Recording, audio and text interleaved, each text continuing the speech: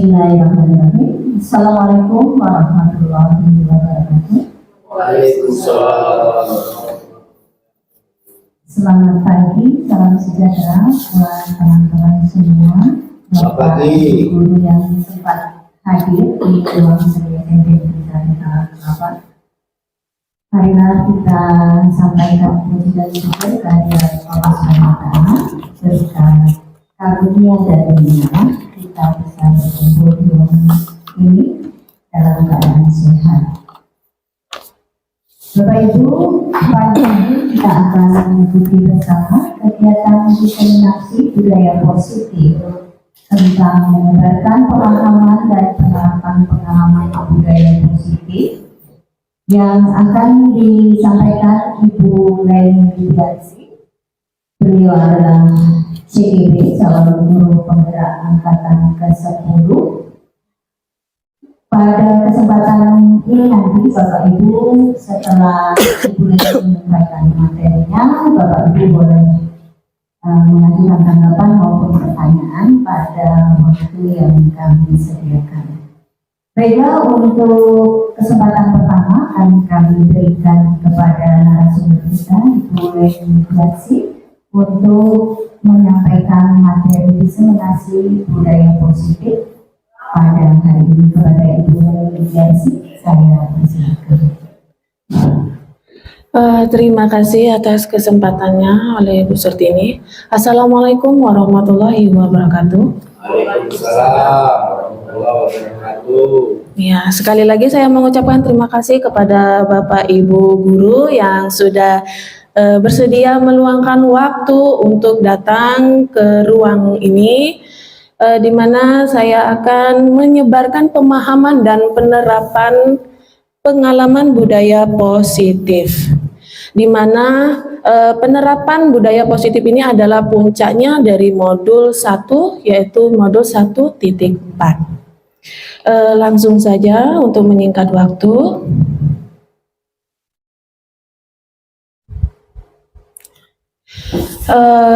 Bapak Ibu melihat di depan ya tentang konsep inti budaya positif, karena di dalam budaya positif itu ada konsep inti budaya positif.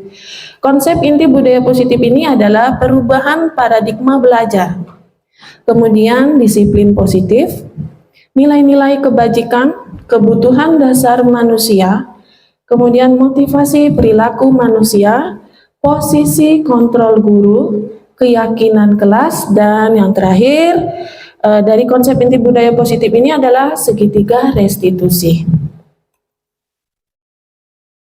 di mana perubahan paradigma belajar ini adalah pembelajaran dengan paradigma baru, merupakan pembelajaran yang dirancang berdasarkan prinsip pembelajaran berdiferensiasi, sehingga para peserta didik belajar sesuai kebutuhannya berdasarkan tahap perkembangan sesuai teori psikologi modern untuk mewujudkan profil pelajar Pancasila. Tentunya Bapak Ibu sudah mengetahui ya, di dalam kurikulum Merdeka itu ada dimensi profil pelajar Pancasila. Dimensi profil pelajar Sila apa saja Bapak Ibu?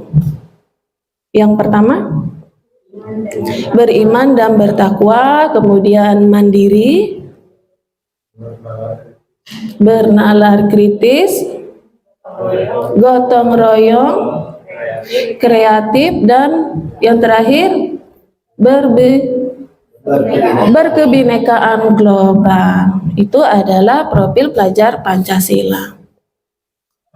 Oke, selanjutnya di sini ada miskonsepsi tentang teori kontrol, di mana ilusi guru mengontrol murid. Ya, miskonsepsi tentang teori kontrolnya, yang pertama ilusi guru mengontrol murid. Yang kedua, ilusi bahwa semua penguatan positif efektif dan bermanfaat.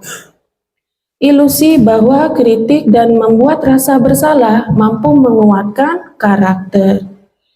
Yang terakhir, ilusi bahwa orang dewasa berhak memaksa.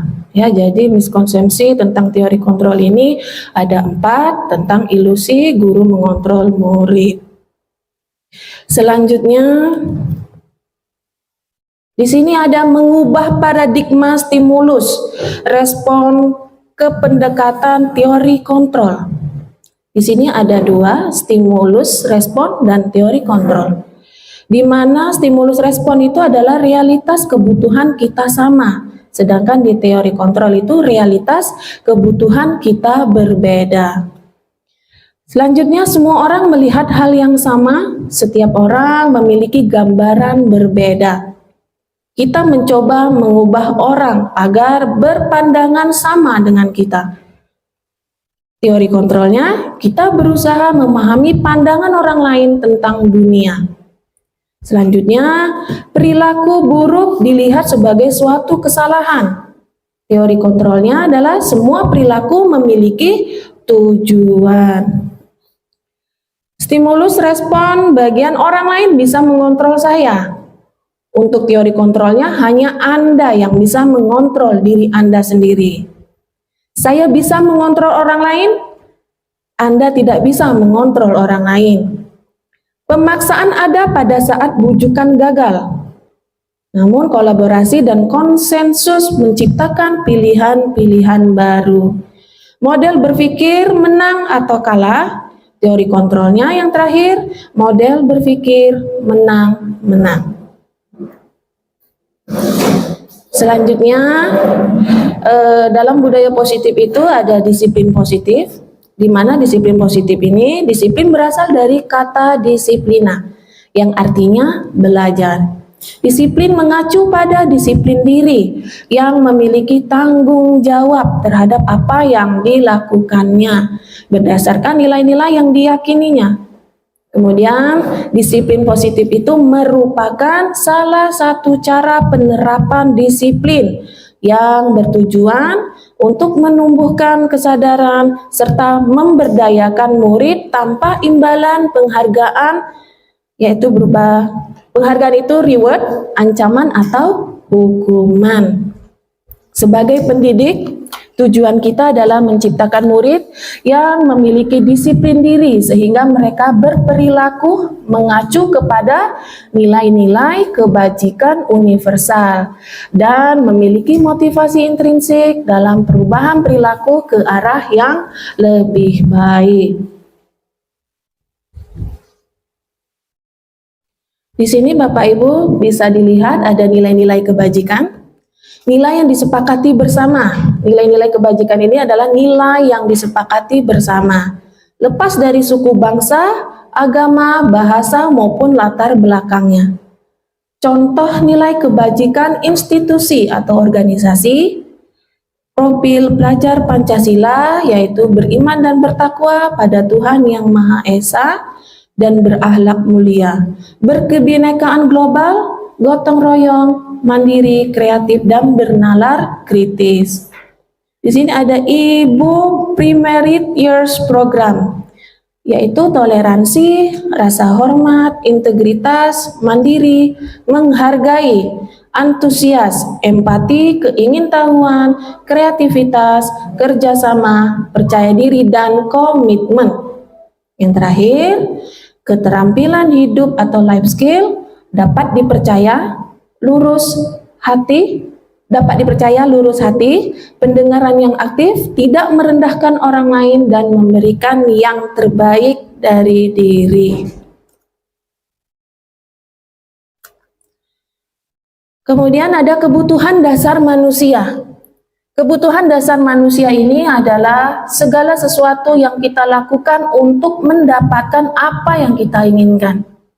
Seluruh tindakan yang kita lakukan memiliki tujuan tertentu dan semua usaha terbaik yang kita lakukan adalah dalam rangka agar kebutuhan dasar kita terpenuhi dengan baik. Dari kebutuhan dasar manusia ada 5. Yang pertama yaitu bertahan hidup.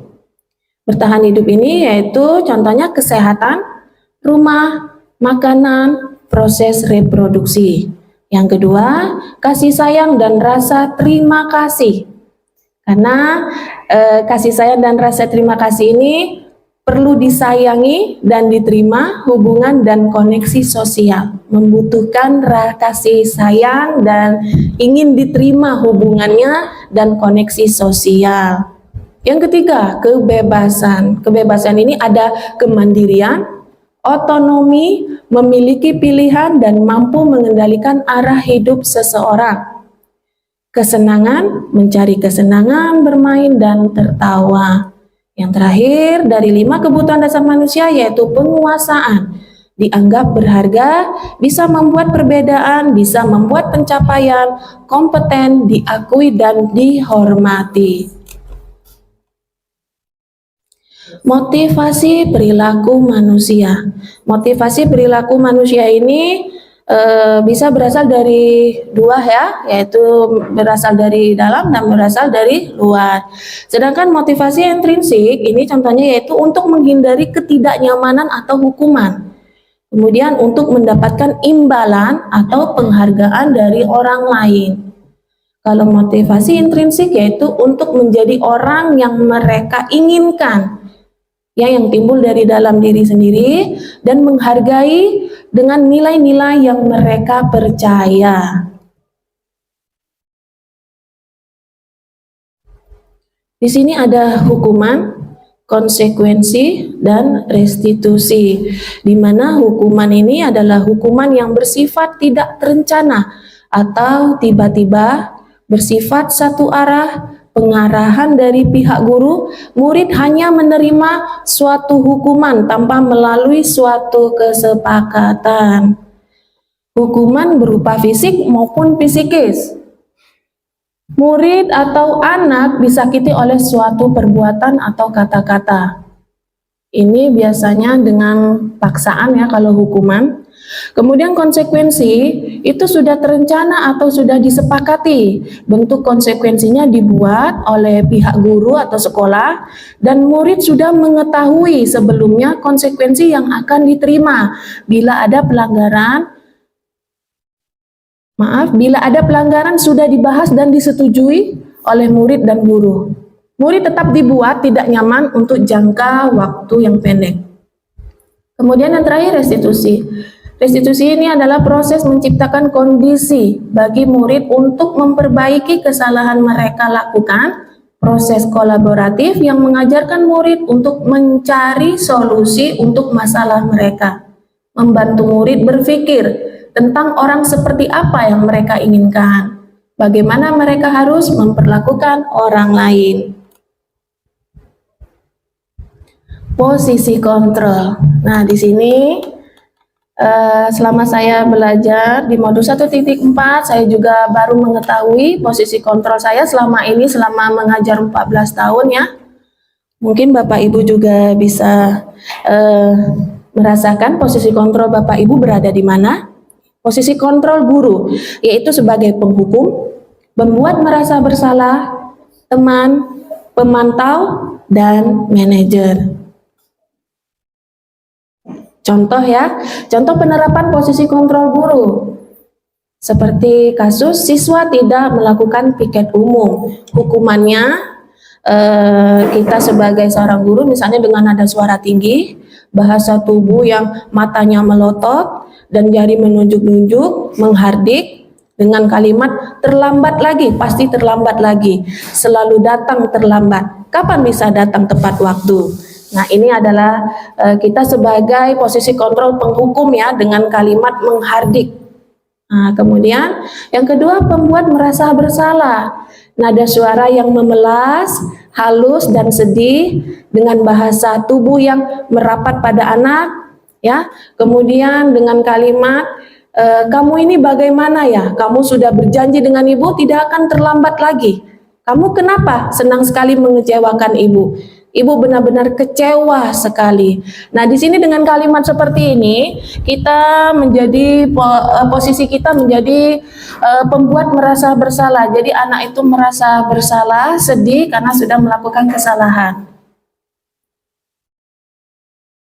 Kemudian contoh penerapan posisi kontrol yaitu dengan kasus siswa tidak melakukan piket umum, yaitu dengan posisi kontrol sebagai teman. Nah, teman ini nada suaranya dengan akrab, ramah, bercanda, kemudian dengan senyum jenaka, dengan contoh kalimatnya. Ayolah, bagaimana sih kamu? Kemarin kamu sudah janji kepada Bapak bukan? Kenapa terlambat lagi? Sambil tertawa ringan, ya sudah tidak apa-apa, kamu ini sambil senyum-senyum. Itu adalah posisi kontrol kita sebagai teman. Kemudian kita posisi kontrol sebagai pemantau. Nada suara datar, bahasa tubuh yang formal, kemudian dengan kalimat contohnya, kamu terlambat 15 menit. Apakah kamu sudah mengerti konsekuensi yang harus dilakukan bila terlambat?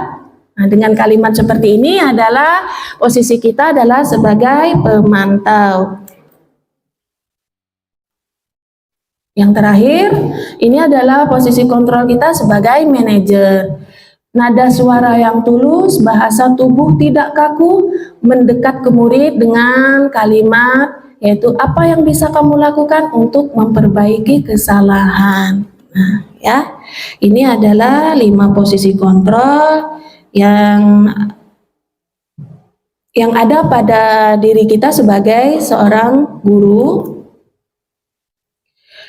Ini Bapak Ibu silakan melihat ini posisi kontrol apakah aku, ya. Kalau dengan kalimat contohnya, kalau orang tuamu tahu perbuatan seperti ini, apa mereka tidak malu? Coba pikirkan. Nah, kira-kira Bapak Ibu ini posisi kita berada di mana? Iya, yaitu membuat merasa bersalah karena di sini kalimatnya kalau orang tuamu tahu perbuatan seperti ini, apakah mereka tidak malu? Jadi anak merasa bersalah dengan kesalahannya. Kemudian yang kedua, Bapak Ibu silakan patuhi aturan saya. Awas kalau tidak menurut. Kira-kira penghukum ya Bapak Ibu ya. Karena di sini patuhi aturan saya, awas kalau tidak menurut. Ya, ini adalah penghukum. Kemudian, ayo bantulah demi ibu ya. Kira-kira Bapak Ibu posisinya di mana? Teman ya. Oke, ayo bantulah demi ibu ya. Berarti di sini posisi kita adalah sebagai teman. Kemudian, apa yang telah kamu lakukan? Sanksi atau konsekuensinya apa, Nak?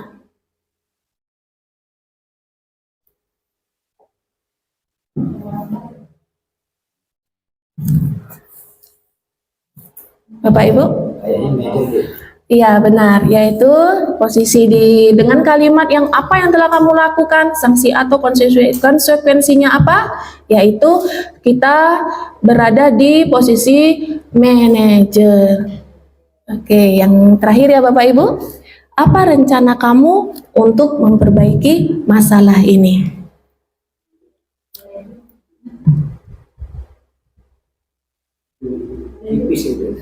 Ya. Ya benar, pemantau. Di sini apa rencana kamu untuk memperbaiki masalah ini adalah posisinya adalah pemantau. Pemantau. Tapi sebelumnya saya ingin bertanya salah satu kepada Bapak Ibu guru yang di sini ya. Boleh? Ibu yang paling cantik yang pakai kacamata ini. Ya, iya. Ibu berapa lama sudah mengajar? Lebih kurang 30 tahun. Iya, 30 tahun. Sudah lama sekali ya Ibu ya. Menurut Ibu dari 5 posisi kontrol tadi, Ibu berada di mana selama 30 tahun ini? Posisi membimbing, ngajar. Posisi 5 kontrol kita tadi ada manajer. Manajer. Manajer, baiklah. Terima kasih ya Ibu. Satu saja.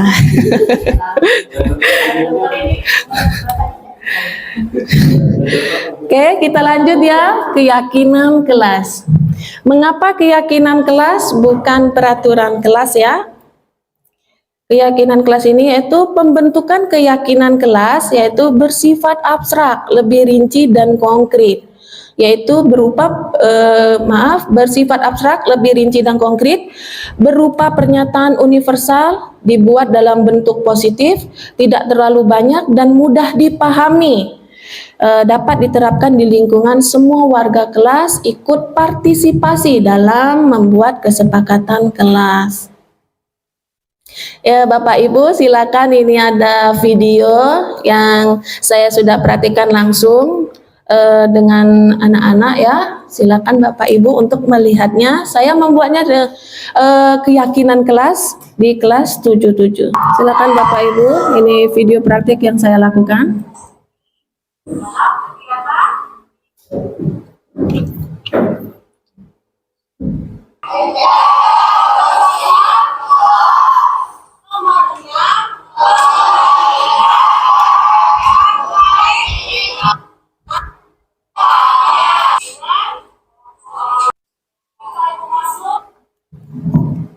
Assalamualaikum warahmatullahi wabarakatuh. Perkenalkan, nama saya Satyalana Pratama.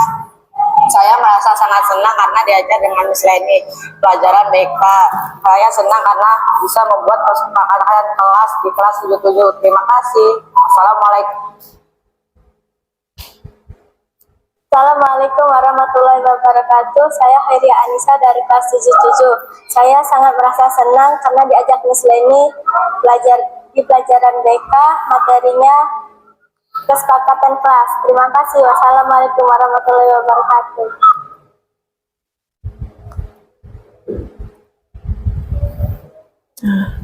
Oke Bapak Ibu, itu adalah video praktik yang saya lakukan tentang keyakinan kelas di kelas 77. Ini adalah hasil dari keyakinan kelas yang sudah saya terapkan pada siswa. Ini hasil kesepakatan kelas yang dari kalimat negatif menjadi kalimat yang lebih baik dan kalimat yang positif. Di sini tidak ada lagi kata tidak dan jangan, ya, tidak ada lagi kata negatif. Yang pertama yaitu seperti contoh mendengarkan penjelasan dari guru yang awalnya tidak boleh berisik. Jadi anak-anak menuliskan keinginan mereka tentang kesepakatan kelas, kemudian saya mengarahkan kepada mereka untuk membuat keyakinan kelas dengan kalimat yang lebih baik dan positif. Nah, sekarang kita masuk dalam segitiga restitusi. Segitiga restitusi ini adalah suatu proses dialog yang dijalankan oleh guru atau orang tua agar menghasilkan murid yang mandiri dan bertanggung jawab.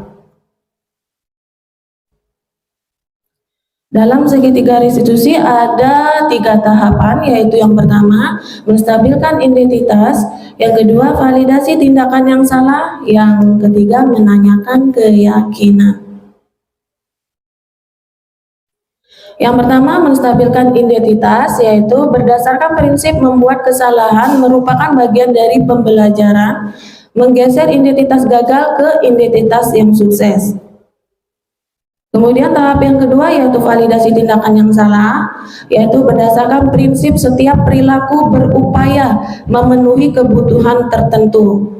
Guru akan bergeser dari pemikiran stimulus respon menjadi proaktif. Kemudian mengenali dan mengakui kebutuhan murid akan memperbaiki hubungan dengan murid. Kemudian yang terakhir, tahap yang terakhir yaitu menanyakan keyakinan. Di sini murid akan diberi pertanyaan-pertanyaan bermakna untuk memunculkan motivasi intrinsik, di mana murid mampu mengaitkan keyakinannya dengan tindakan yang salah.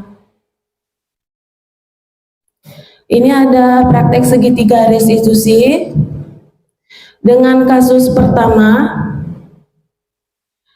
Kasus pertama ini adalah Hoirian Anissa tidak terima saat Meza mengejeknya dengan terus menyebut nama ayahnya sehingga ia marah dan tidak dapat menahan emosi.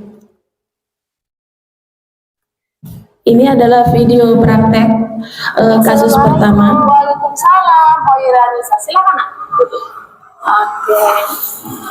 Nisa, Nisa, tadi Ibu dengar dari ketua kelas katanya kamu habis bertengkar ya dengan Meza. Iya Bu, habis kesel sih. Kenapa kesal, Nak? Habisnya si Meza tuh Bu terus-menerus mengejek saya dengan menyebut nama ayah saya. Bukan hanya sekali Bu, tetapi sudah berulang kali. Oh begitu, wajarlah jika kamu marah dan kesal. Jika Ibu ada di posisi kamu, maka Ibu juga pasti akan berbuat hal yang sama. Iya Bu, Lalu apa yang kamu lakukan terhadap Meza, Nak? saya marah-marah Bu, saya maki-maki dia dan tanpa sadar saya melempar bukunya. Oh begitu, pasti kamu berbuat begitu ada alasannya kan? Iyalah Bu, masa saya diam saja? Saya kan jadi malu di depan teman-teman yang lain, padahal saya tidak pernah mengganggunya.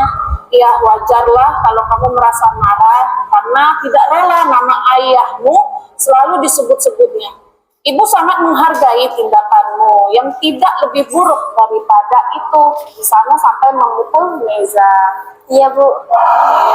Sekarang coba pikirkan, tindakan kamu sampai marah dan melempar buku sudah sesuai tidak dengan keyakinan kelas kita? Tidak Bu. Oke, menurut kamu keyakinan kelas apa yang sudah dilanggar, Nak? Mungkin saling menyayangi dan menghormati antar teman Bu. Menurut kamu saling sayang dan hormat sesama teman itu penting tidak? Iya Bu, penting sekali.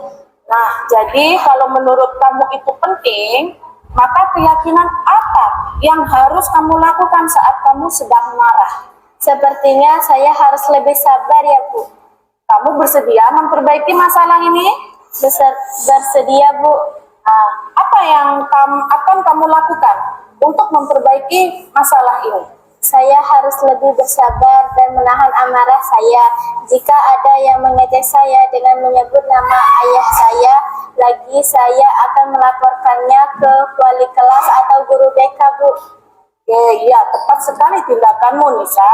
Tetap semangat ya. Silakan untuk kembali ke kelasmu. Terima kasih Bu. Sama-sama. Oke, itu adalah video segitiga restitusi yang saya lakukan. Di situ ada 3 tahapan yang saya lakukan. Kemudian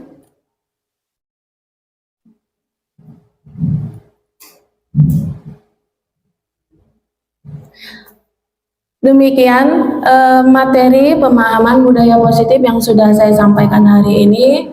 Untuk itu, jika Bapak Ibu ada yang ingin ditanyakan, saya persilakan. Baik Bapak Ibu, materi tentang beberapa pemahaman dan penerapan pemahaman budaya positif sudah disampaikan oleh Ibu dari CSBD. Ada beberapa hal menarik yang disampaikan tentang konsep inti budaya positif, kemudian ada miskonsepsi tentang teori kontrol. Kemudian hal yang menarik bagi saya yaitu adalah posisi kontrol guru. Jadi selama ini saya sebagai seorang guru tuh belum benar-benar memahami posisi saya di mana sih gitu ya. Kehadiran kita hari ini secara pribadi saya bisa memahami itu.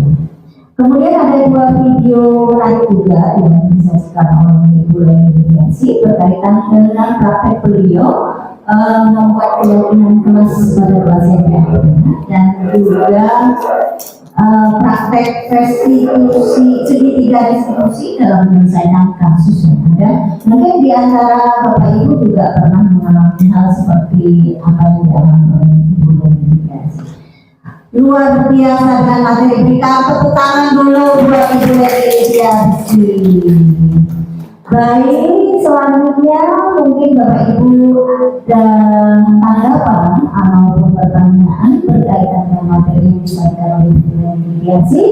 Kami persilahkan untuk mengangkat tangan kemudian menyebutkan namanya supaya kita kenal ya. Baik, yang di belakang Ibu yang cantik pakai baju hijau siapa gerangan, saya boleh bertindak sekarang.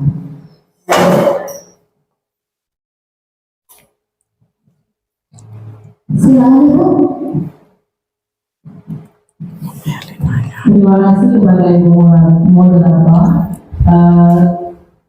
Selamat kepada Ibu Leni yang sudah menyampaikan, menyebarkan pemahaman tentang budaya positif pada kami semua. Ada satu pertanyaan yang saya sampaikan tadi, Bu Leni sudah menyampaikan tentang pembuatan keyakinan kelas. Dan selama ini kita tahunya peraturan kelas sebenarnya. Pertanyaan saya, apa sih beda antara peraturan kelas yang sudah kita susun dengan keyakinan kelas yang tadi baru saja dicontohkan dalam dibentuk di kelas? Itu saja. Terima kasih. Terima kasih pertanyaan-pertanyaan dari Ibu Merlin Adriansa. Kita buka satu lagi pertanyaan ya Ibu Leni ya, supaya nanti sekaligus bisa ditanggapi. Pada peserta yang lain dan silakan.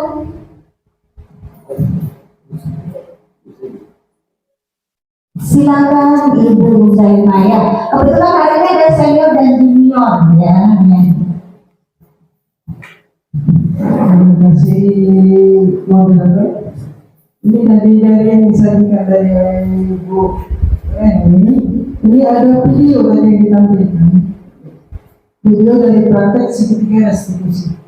Yang ingin saya tanyakan, apa sih tujuan dari dasar segitiga restitusi? Ya, terima kasih. Iya, terima kasih Bu Zaima. Sesuai dengan apa yang saya sampaikan tadi, sesi ini kita buka dua pertanyaan. Pertanyaan pertama, apa sih perbedaan antara keyakinan kelas dengan peraturan kelas?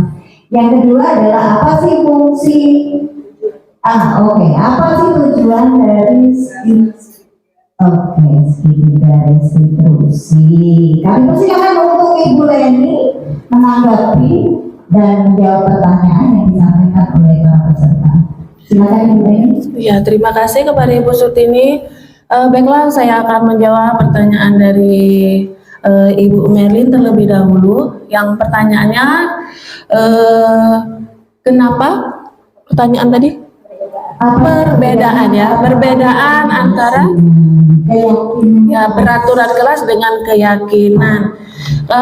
Kalau peraturan itu adalah terlalu berat menurut saya karena sifatnya memaksa. Jadi anak-anak itu jika melanggar kesalahan, dia merasa terpaksa untuk menerima konsekuensinya karena peraturannya itu dibuat bukan oleh dirinya, yang timbul dari dalam dirinya. Jika keyakinan kelas itu lebih kepada keinginan yang timbul dari dalam diri mereka, karena keyakinan kelas itu mereka yang membuat sendiri. Ya, karena membuat sendiri, jadi mereka tidak merasa terpaksa atau merasa tersakiti dari konsekuensi jika mereka melakukan kesalahan. Kemudian jawaban dari saya akan menjawab pertanyaan dari Ibu Zaima, yang dimana pertanyaannya itu apa tujuan dari dasar segitiga restitusi?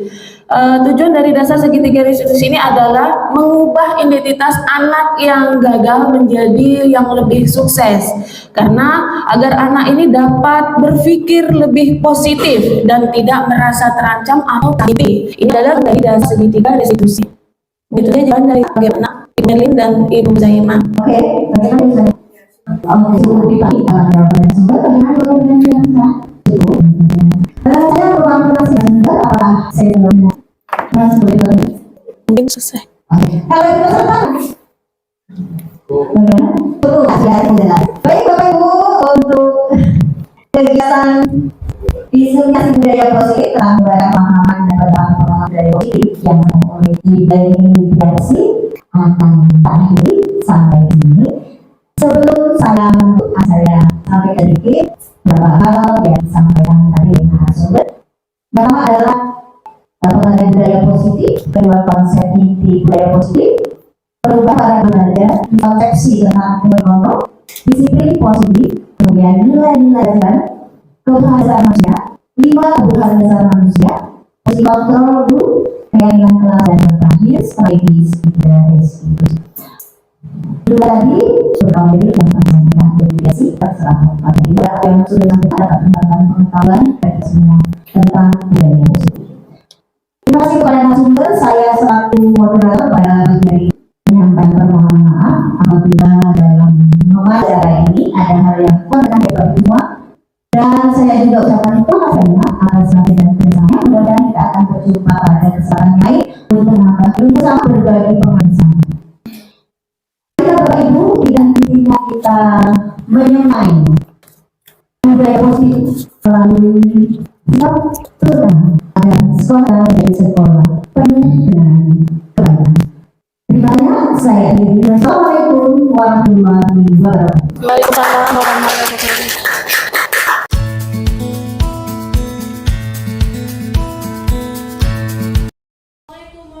wabarakatuh.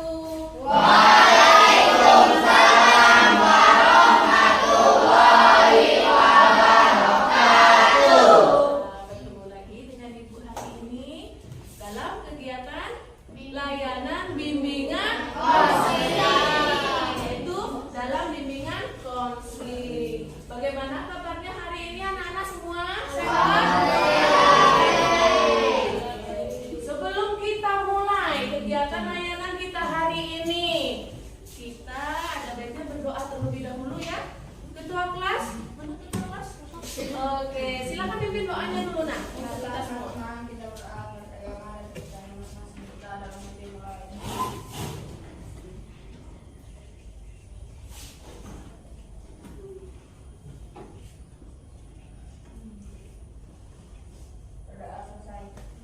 Alhamdulillah ya. Saatnya Ibu absen berdoa. Oh, siapa yang nama masuk hari ini? Hernando. Sama seperti kemarin ya? Iya. Hernando. Putarannya apa nak? Baiklah, semoga kita semua ya. Oh, ada berapa? 3 orang. Oke, catat dulu ya. Oke, siapa lagi? Siapa? Bonita. Bonita.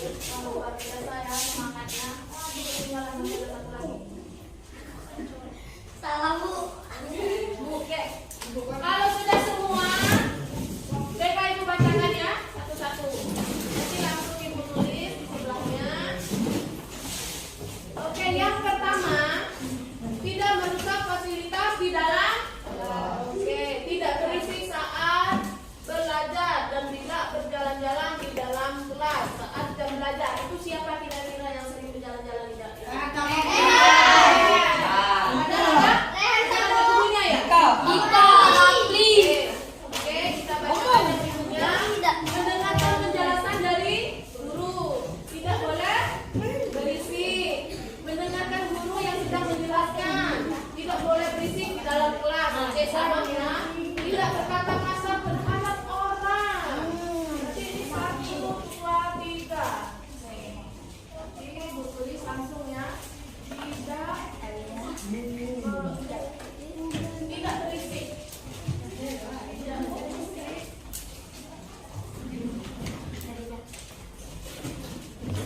Saat guru menjelaskan ya.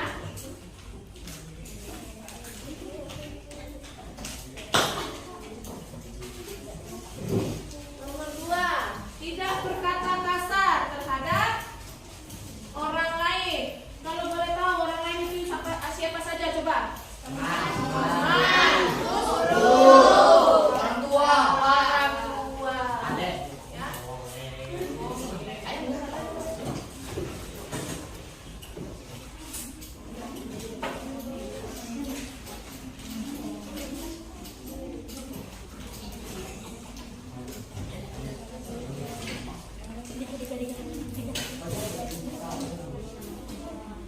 Tidak mengganggu teman saat pelajaran.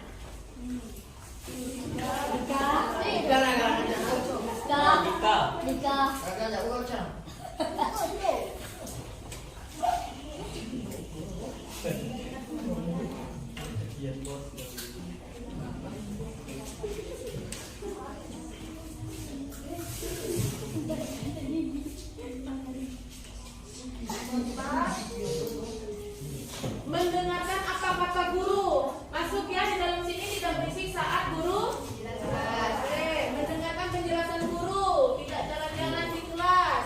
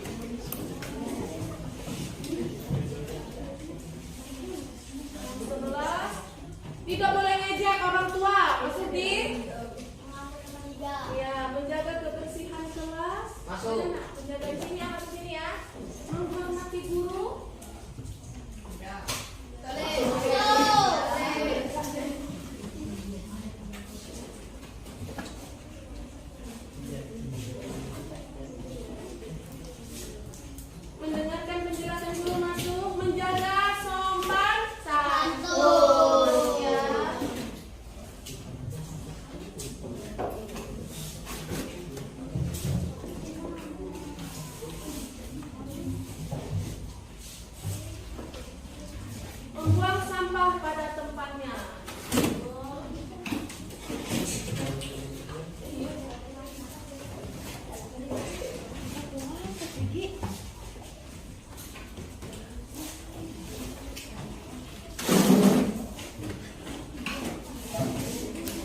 Jangan berisik sama fokus belajar, boleh menjaga kebersihan sama menyayangi sesama teman, boleh.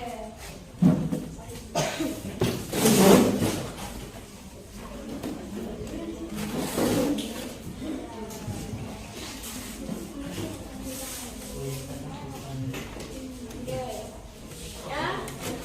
Yang terakhir ini sama, tidak boleh bully, tidak boleh tidur, tidak boleh jalan-jalan, tidak membuang sampah sembarangan. Oke, kita mendapatkan 14 kesepakatan kelas. Namun karena di sini masih memakai kalimat negatif dengan ada kata tidak, ya. Ada kata tidak ini itu adalah dilarang. Ini adalah kalimat negatif. Ayo semuanya sama-sama kita buat kalimat yang negatif ini menjadi kalimat yang lebih positif dan lebih baik, yaitu keyakinan kelas. Khususnya keyakinan kelas 7. Oke. Kita dari pertama. Yang pertama, tidak berisik saat guru menjelaskan. Kira-kira kalimat yang betul apa nak? Menjelaskan, ya.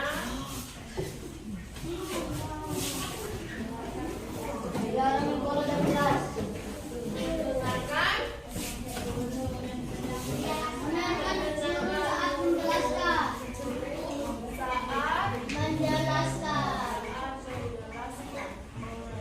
Pelajaran ya.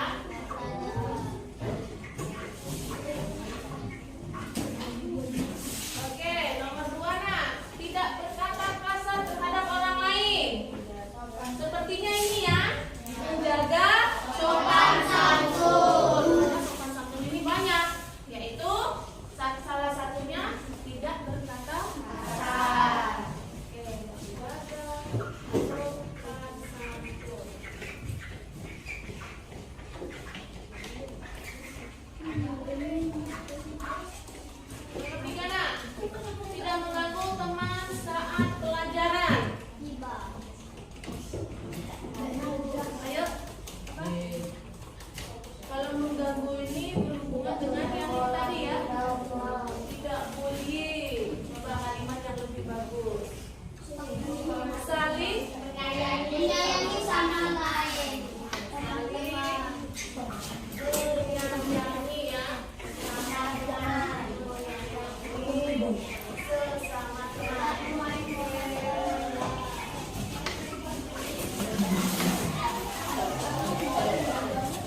Perempuan, ya.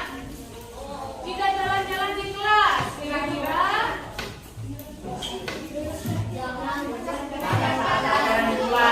menjaga tata tertib.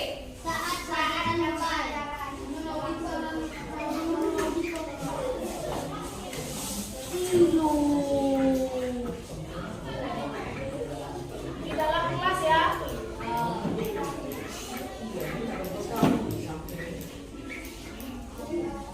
Kelima, menjaga kebersihan kelas. Nah, kalimat ini kira-kira masih negatif atau sudah positif? Sudah bagus. Tulis berarti menjaga kebersihan kelas.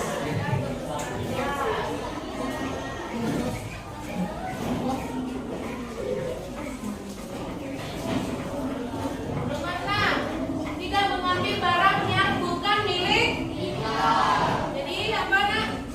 Kalimat positifnya mengembalikan barang yang bukan milik kita. Mengembalikan barang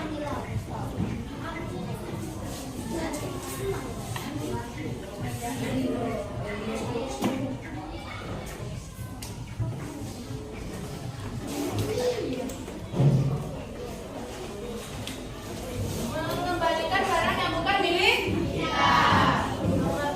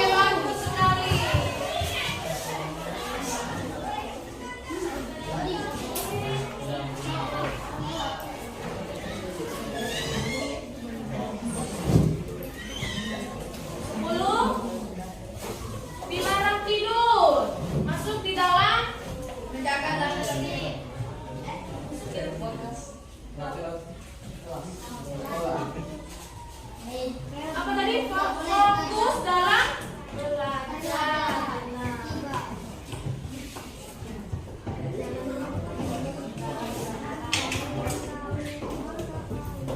Kelas, nak. Menghargai dan menghormati guru yang ada di sekolah. Tanpa terkecuali ya. Gini, menghargai dan menghormati guru, walaupun guru itu bukan yang mengajar kelas kalian. Kalian harus tetap tetap menghormati dan menghargai. Di sini menghargai dan menghormati ya.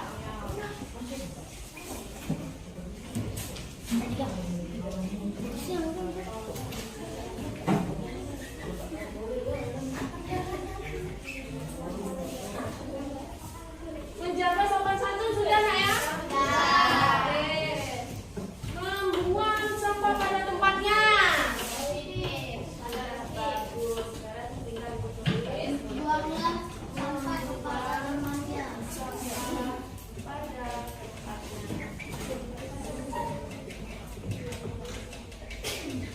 Yang terakhir, menyayangi sesama teman. Masuk di poin 3. Oke. Jadi keyakinan kelas 77 mendapatkan 12 poin yang sudah kita sepakati. Baca sama-sama ya.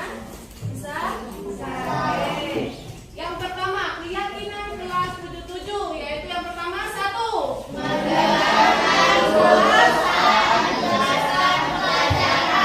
Terus sekali yang kedua,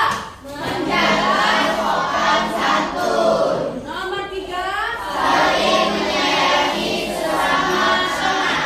Yang keempat, menjaga tata tertib di dalam kelas. Nomor 5, menjaga kebersihan kelas.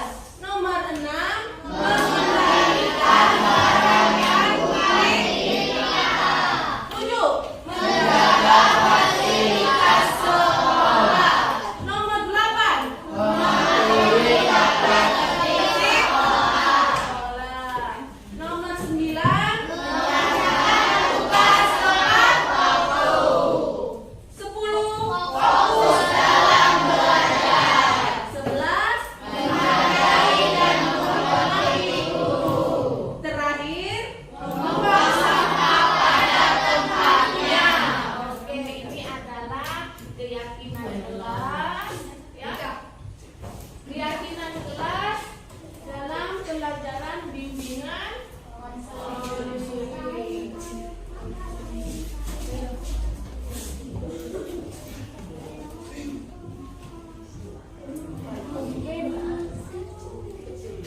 Jika ibu masuk, ingat-ingat keyakinan kelas yang sudah kita buat. Oke, karena hasil keyakinan kelas sudah kita dapatkan. Terakhir juga kegiatan layanan bimbingan klasika kita hari ini, ya.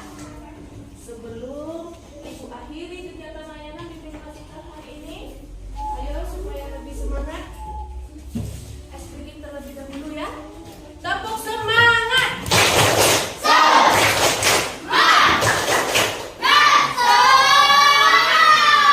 Oke, terima kasih. Mari ketua kelas tutup sebelum kita akhiri, tutup dengan doa. Oke, silakan.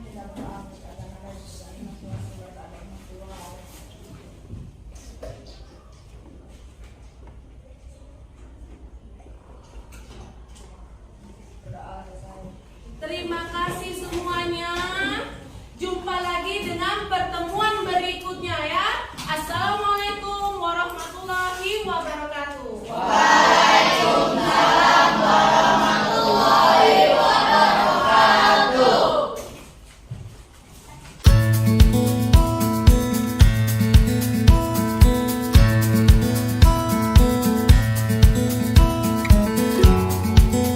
Assalamualaikum warahmatullahi wabarakatuh. Perkenalkan, nama saya Satria Lana Pratama.